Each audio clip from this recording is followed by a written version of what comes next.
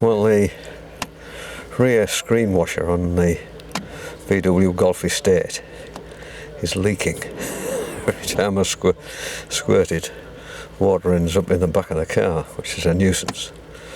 So today I'm going to have a look at it and see what's required.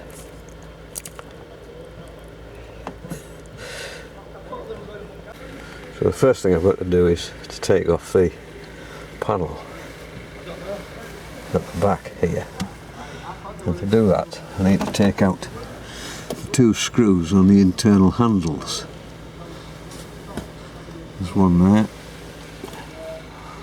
there, and then carefully lever off this back panel. So I'll take the screws out now and then try and lever this panel off carefully without damaging it. Well, that's it off. It came off very easily. It's just held on by these little springs here, which I notice have got grease on them, which obviously makes them much easier to remove and put back. And there are, well, this little piece here is being pushed off. I suspect when it's been frozen with ice, or the jet's been blocked in somewhere, the pressure of the water in the pipe has simply pushed it off. So I just pushed it back on.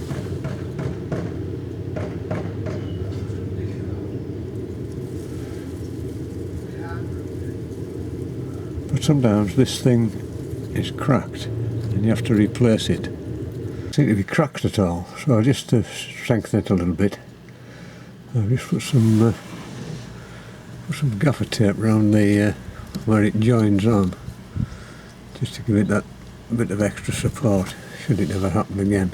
But it seems to be working perfectly well now, which is pleasing. Now I've got to get this this cover back on.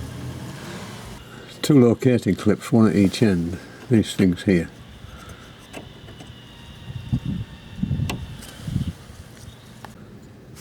And on each end of the cover, this little thing obviously pushes into the retaining clip, and then you can just swing it up and put the metal clips in place. Anyway, we'll see. Well, that was quite straightforward. I thought it was going to take ages. But the panel came off.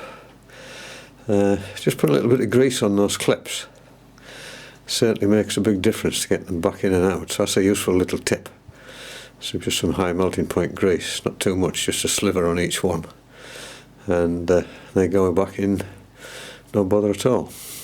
So it's working, so I'm very relieved about that.